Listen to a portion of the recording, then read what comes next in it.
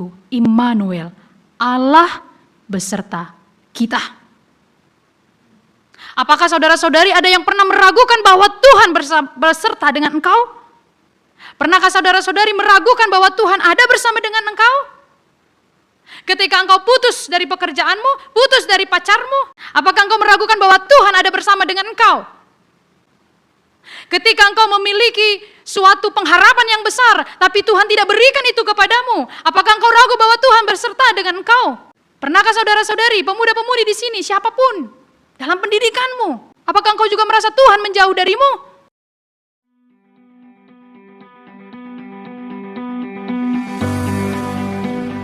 Dengan Tuhan, mengajari anak-anak kita hanya dengan akal pikiran kita, hidupnya juga akan hancur. Karena banyak sekali orang tua yang prioritas memikirkan anak-anaknya hanya sebatas pendidikannya, pendidikan sekulernya, supaya pintar dia, dileskanlah di sekolah yang terkenal, disekolahkan di sekolah yang terkenal, dileskan di tempat yang guru-guru lesnya itu bersertifikat. Pokoknya kau harus pergi, biar pintar kau biar hebat kau. Tapi berapa banyakkah rumah tangga, keluarga yang meminta dan berkonsentrasi untuk anak-anaknya itu bisa mendalami firman Tuhan. Mulu donga tadong dope ganup ulaun di nasida, suatu pengajaran-pengajaran sampai diundang itu guru agamanya ke rumahnya hanya untuk mengajari anaknya. Dan ini yang mulai dilupakan. Kalau bangsa Israel dulu, orang tuanya akan melakukan setiap hari. Ajari anakmu, beritakan firman itu berulang-ulang ketika engkau duduk, tidur, berbaring, berjalan. Kalungkan itu di lehernya. Jadi mereka selalu ingat firman Tuhan itu. Jadi kita orang tua juga sering mempersalahkan anak-anak kita. Pertanyaannya, apakah orang tua sudah memberikan perhatian pada anaknya, memberikan pengajaran pada anaknya, mengatakan bahwa Allah harus besertanya.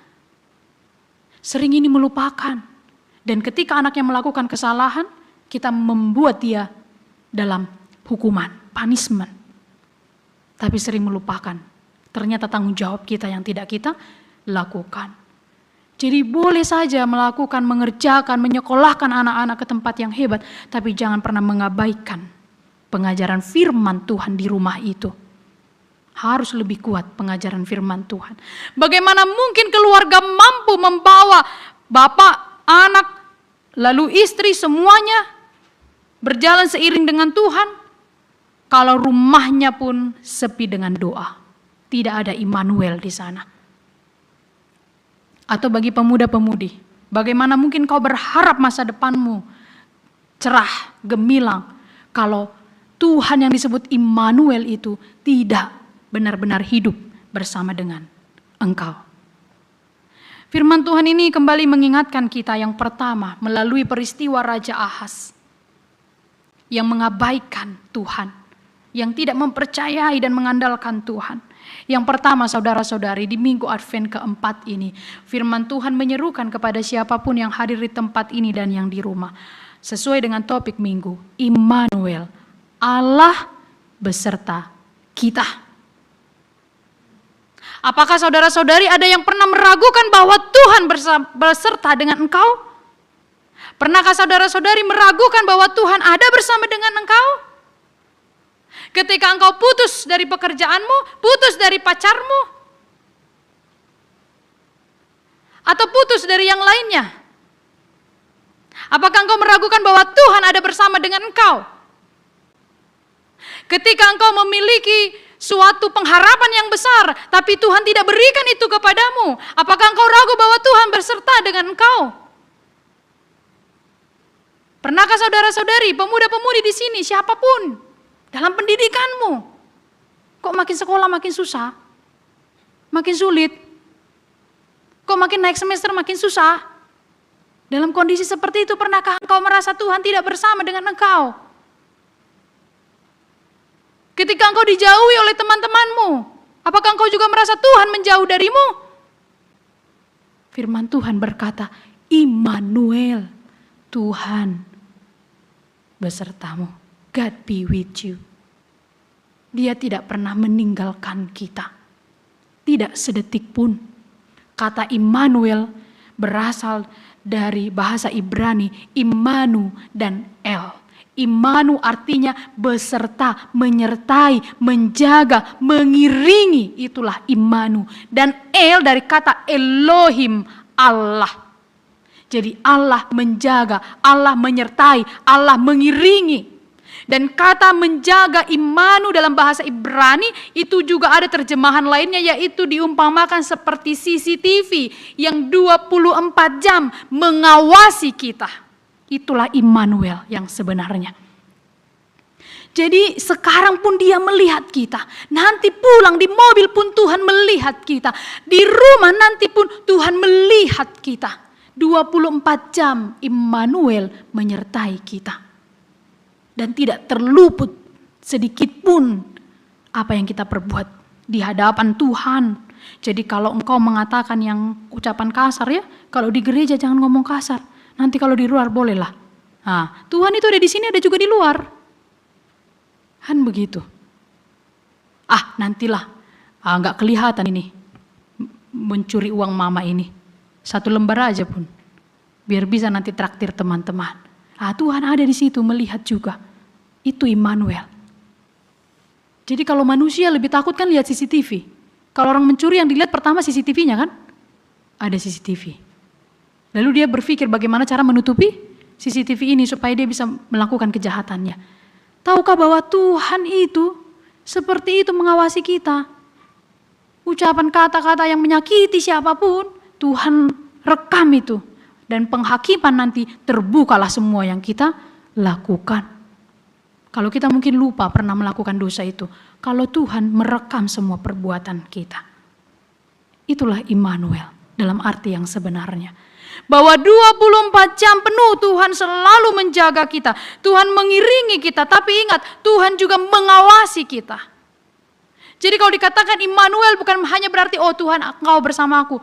Bukan hanya itu, tapi 24 jam itu Tuhan melihat semua yang kita lakukan. Immanuel berarti Tuhan itu mengiringi kita, menjaga kita, mengawasi kita juga. Saudara-saudari yang dikasihi Tuhan Yesus Kristus, poin yang pertama dalam khotbah ini mau mengatakan kepada saya dan kepada saudara-saudari bahwa Allah tidak pernah meninggalkan kita. Dia menyertai kita dalam situasi dan kondisi apapun. Bahkan sampai kapanpun, Ia tetap Allah Immanuel, Allah yang beserta dengan kita. Itulah keyakinan umat Allah, iman dari umat Allah dalam perjanjian lama dan perjanjian baru dan yang diwariskan kepada kita pada zaman sekarang ini. Dan Tuhan selalu menyertai kita. Kalau kita ingat di perjanjian lama, Tuhan menjaga bangsa Israel, mengawasi mereka. Tuhan berjalan di depan mereka pada siang hari dalam tiang awan, dan pada waktu malam dalam tiang api untuk menerangi mereka. Seperti itu juga Tuhan bagi kita. Kenapa Tuhan menjadi tiang awan bagi mereka ketika siang hari? Supaya mereka tidak kepanasan. Lalu kenapa Tuhan menjadi tiang api pada malam hari? Supaya mereka tidak merasa kedinginan. Dijaga kita. Songoni dongulum amanginang. Saudara-saudari. Tidak sedetik pun Tuhan meninggalkan kita. Tidak. Bahkan pemuda-pemudi kalau ada yang sedang bergumul, engkau belum dapat pekerjaan, atau engkau baru saja diputuskan pacarmu, atau kau baru saja dikecewakan pacarmu mungkin, atau istri yang baru disakiti suaminya, suami juga yang baru disakiti istrinya ya. Jadi tidak hanya suami yang menyakiti istri, kan istri juga ada yang menyakiti suami mungkin. Kalau itu ada di tempat ini.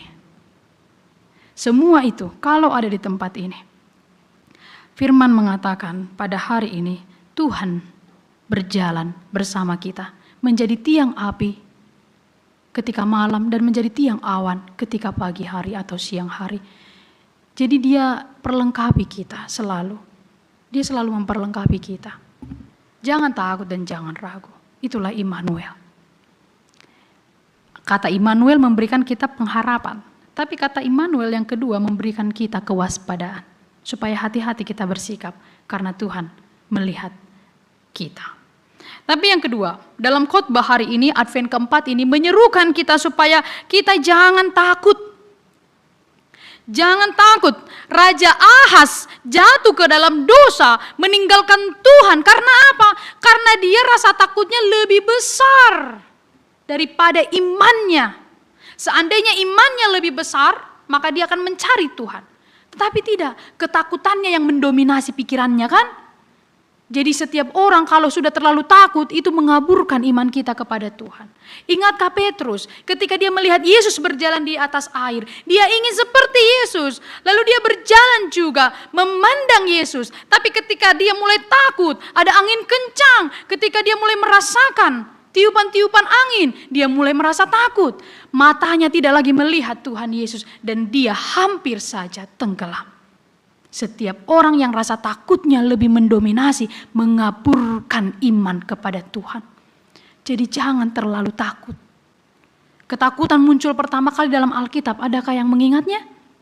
Setiap liturgi selalu disampaikan, ditampilkan. Ketika Adam dan Hawa jatuh dalam dosa, melanggar perintah Tuhan, itulah takut pertama di dalam Alkitab yang diperkenalkan. Lalu yang kedua, ketika Kain membunuh adiknya Habel, takutlah dia, dituliskan oleh Alkitab. Lalu kita mendengar juga di dalam Alkitab di mana Yakub yang takut bertemu dengan kakaknya Esau ketika dia menipu kakaknya.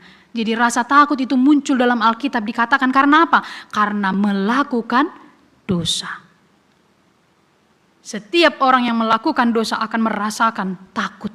Tapi kalau kita tidak melakukan dosa, kita tidak akan merasa takut.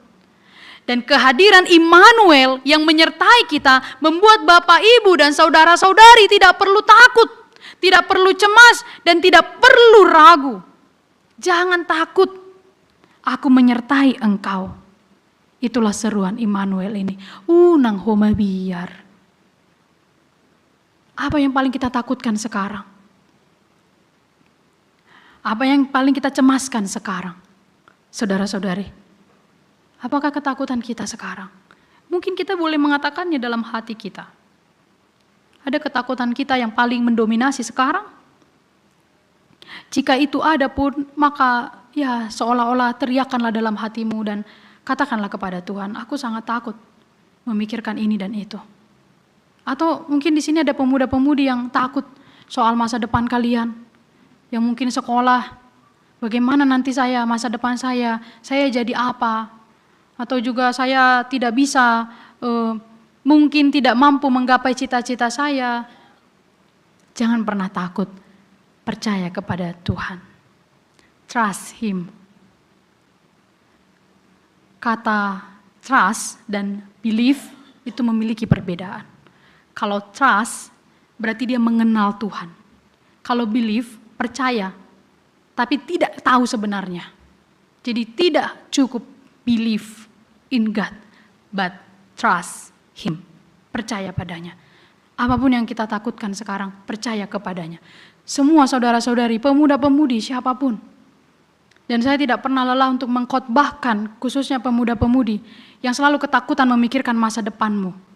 Atau mungkin karena persoalan ekonomi di tengah keluarga. Saya tidak mungkin bisa karena mama saya, papa saya seperti ini. Tidak mungkin saya bisa menjadi orang sukses. Ingat, ada banyak sekali orang sukses di dunia ini diberangkatkan dari keluarga yang miskin. Keluarga yang tidak punya apa-apa. Bagaimana mungkin saya ini untuk menyekolahkan, untuk dapat sekolah saja sampai SMP sudah syukur. Tidak ada yang mustahil bagi Tuhan. Nothing impossible bagi Tuhan. Tidak ada yang tidak mungkin. Saya takut ini karena penyakit ini selalu ada bagi saya dan tidak kunjung sembuh. Tidak ada yang tidak mungkin bagi Tuhan. Setiap orang takutnya harus hilang dan sirna. Karena Tuhan memungkinkan segala sesuatu bisa terjadi. Mari kita melihat di dalam Alkitab. Berapa banyak orang sakit yang disembuhkan oleh Tuhan. Hanya ketika mereka datang kepada Yesus. Ketakutannya berubah menjadi pengharapan. Dan semua orang yang hadir di sini, yang duduk di tempat ini, dan yang mengikuti live streaming, ketika engkau sudah datang kepada Yesus, menyerahkan masalah dan sakitmu kepada Yesus, maka nanti pulanglah dengan sukacita. Setiap orang yang berjumpa dengan Tuhan Yesus, rasa takutnya harus hilang. Sekarang kita bisa memilih, apakah kita akan berjumpa dengan Yesus di tempat ini atau tidak. Kalau kita sudah berjumpa dengan Yesus, maka pulanglah nanti dengan perasaan yang lega. Jangan lagi takut. Tetapi yang terakhir, di minggu Advent keempat ini, yang ketiga menyerukan kepada kita adalah agar kita jangan mengandalkan pikiran kita. Seperti Raja Ahas yang mengandalkan pikirannya. Padahal Nabi Yesaya menawarkan, mintalah sebuah tanda. Kenapa tanda itu penting? Saudara-saudari, sadarkah bahwa ternyata tanda dalam hidup kita itu bisa memberikan banyak keuntungan kepada kita? Semisalnya saja kalau awan yang kita lihat itu sudah mulai gelap, itu kan pertanda bahwa akan mungkin turun hujan. Maka kita akan bersiap-siap membawa perlengkapan untuk itu semua. Kalau hari berawan, kita mempersiapkan payung. Dan pertanda seperti itu sebenarnya boleh menjadi alegoris di dalam khotbah ini. Yesaya mengatakan mintalah tanda supaya dia dikuatkan Ahas, tapi Ahas tidak mau. Oleh karena itu, saudara-saudari, pada minggu Advent keempat ini kita diajak untuk yang terakhir, jangan pernah mengandalkan pikiran kita, kehebatan kita. Rugi sekali Ahas mengabaikan pertanda yang diberikan oleh Nabi Yesaya. Karena dikatakan apa? Akan ada perempuan muda mengandung melahirkan seorang anak laki-laki dan menamakannya Immanuel. Tetapi Ahas mengabaikannya. Hari ini saudara-saudari, jemaat yang dikasihi Tuhan Yesus Kristus, marilah kita memiliki hikmat dan iman daripada Tuhan. Jangan pernah andalkan pikiranmu lagi. Tuhamu amanginang naro di permingguan sore ini. Jangan pernah mengandalkan pikiranmu, perhitungan matematismu. 1 ditambah 1, 2, 2 tambah 2, 4, 4 tambah 4, 8. Bagi Tuhan tidak seperti itu. Segala sesuatu sangat mungkin bagi Tuhan. Jangan andalkan pikiran kita. Segala sesuatu yang sangat mustahil bagi kita, itu sangat terbuka bagi Tuhan. Tidak ada yang tidak mungkin bagi Tuhan. Jangan batasi Tuhan dengan pikiran kita. Jangan pernah batasi Tuhan dengan pikiran kita. Kalau gereja kita ini juga akan menutup akhir tahun dan awal tahun nanti telah diwartakan tadi akan mengikuti rapat huria. Di sana yang paling hebat akan dibicarakan adalah persoalan keuangan. Tetapi bolehkah tidak mengandalkan hanya pikiran? Karena Immanuel, gereja ini pun diberkati oleh Tuhan. Perjalanan gereja ini pun diberkati oleh Tuhan. Seluruh parhaldo yang dipilih diberkati oleh Tuhan Immanuel. Dan Tuhan tidak pernah salah memilih siapapun yang melayani. Dan saudara-saudari juga menjadi jemaat di tempat ini adalah sebuah juga pilihan Tuhan. Jadi bersyukurlah dalam segala hal yang dapat kita nikmati. Terlebih di penghujung tahun. Karena kita memasuki bulan Desember. Saudara-saudari yang dikasihi Tuhan Yesus Kristus, Immanuel, Tuhan menyertaimu. Jangan takut, jangan ragu, jangan andalkan pikiran kita. Segala sesuatu sangat mungkin bagi Tuhan. Kiranya kita pulang dengan sukacita dan minggu depan kita memasuki perayaan Natal. Tuhan Yesus memberkati. Amin.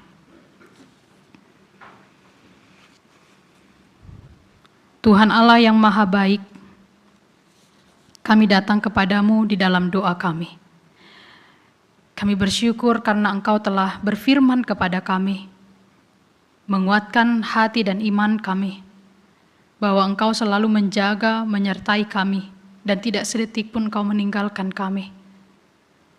Dalam kehidupan kami ini, jika kami sering mengandalkan pikiran kami, kekuatan dan kehebatan kami, maka hari ini firman-Mu telah mengingatkan kami semua bahwa segala sesuatu sangat mungkin bagi Tuhan. Karena Engkau menyertai kami, maka segala sesuatu yang kecil pun dapat menjadi luar biasa.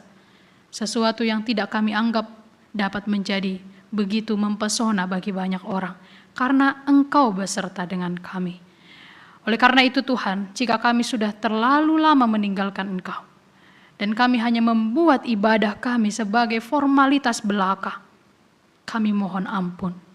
Biarlah kami semakin dekat kepadamu, mempercayai bahwa Engkau adalah Immanuel yang selalu menyertai kami dimanapun kami berada. Bahkan dalam perjalanan gereja ini HKBP Keramat Jati, Engkau juga menyertai kami, menyertai seluruh parhalado yang Tuhan pilih, menyertai seluruh pelayan full timer yang Tuhan tetapkan melayani di gereja ini. Engkaulah Immanuel bagi kami. Juga menyertai seluruh jemaat-Mu dari kategorial sekolah minggu, remaja, naposo, ama, ina, dan lansia.